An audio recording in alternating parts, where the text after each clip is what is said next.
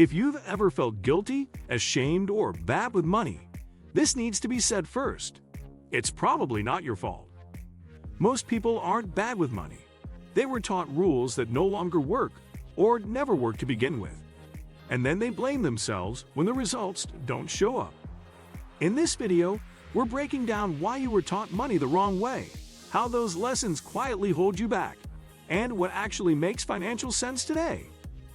Before we continue, if you want money advice that removes shame and replaces it with clarity, hit subscribe.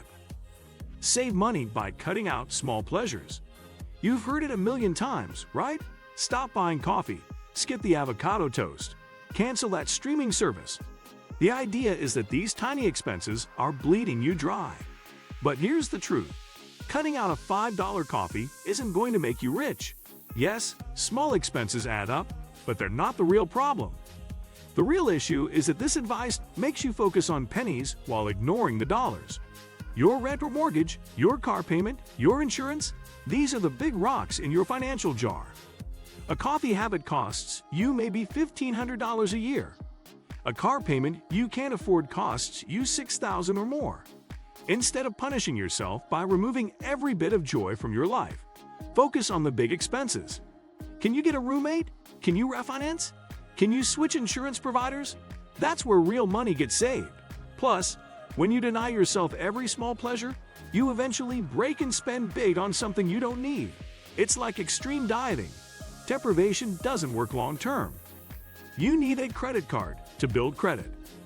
This one sounds logical on the surface. Credit cards help build credit scores, so you should get one, right? But what they don't tell you is that credit cards are designed to keep you in debt. The whole system profits when you carry a balance. You absolutely can build credit without a credit card.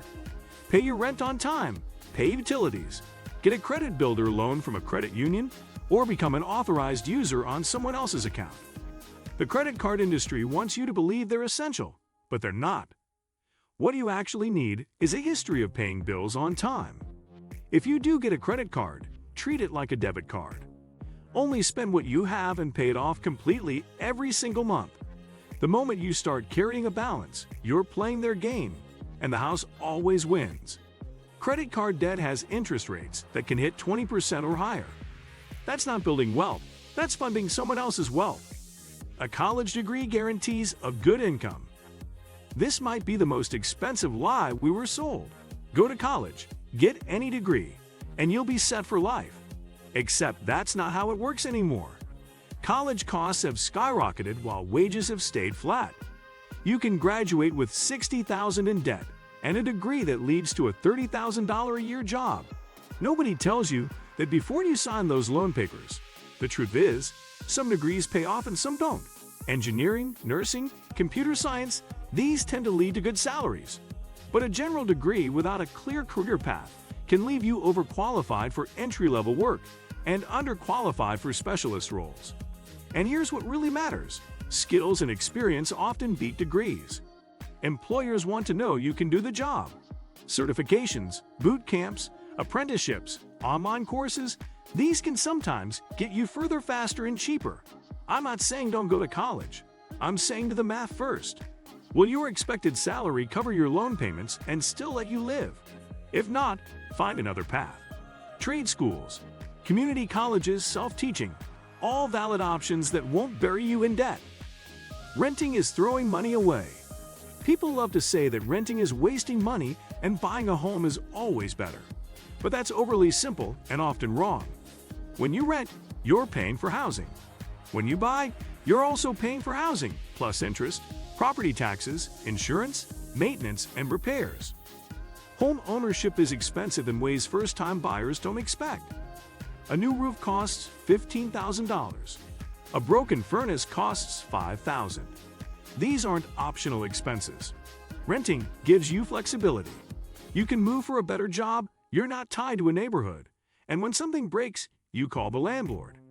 Buying makes sense when you're settled, when you plan to stay somewhere for at least 5 years, and when you can actually afford it without being house poor.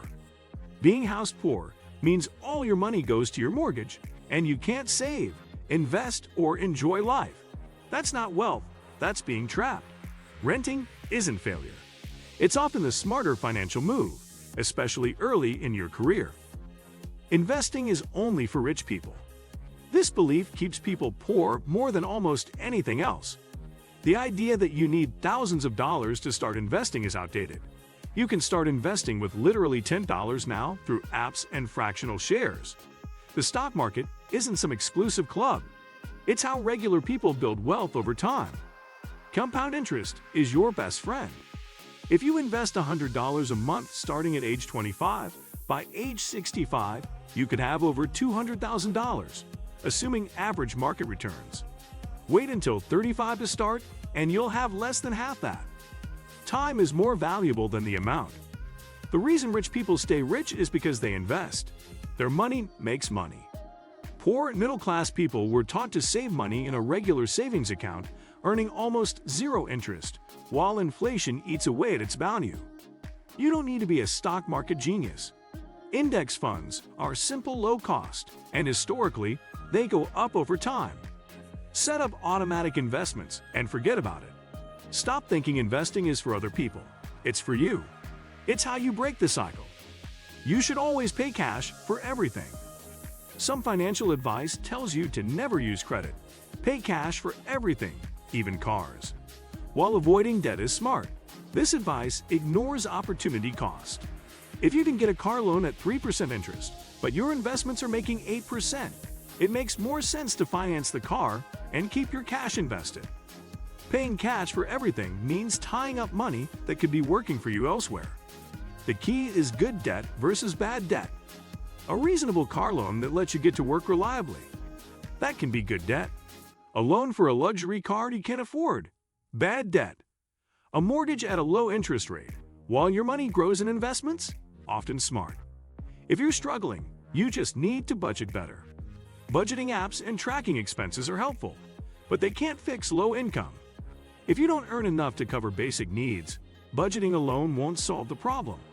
You need to make more money by asking for a raise, changing jobs, starting a side hustle, or learning new skills. Budgeting works best when you already have money to manage. Telling someone with no money to budget better doesn't help much. Sometimes the real issue isn't spending too much, it's earning too little. First, increase your income, then use budgeting to manage it well. Once you realize the problem wasn't you, everything changes. Money becomes less emotional, less confusing, and more controllable. Not because you suddenly got smarter, but because you finally learned the right rules. So let me ask you, what's one money lesson you were taught that never actually worked for you? Share it in the comments. If this video helped you replace guilt with understanding, don't forget to like, subscribe, and share it with someone who's been blaming themselves for years. Thanks for watching. I'll see you in the next one.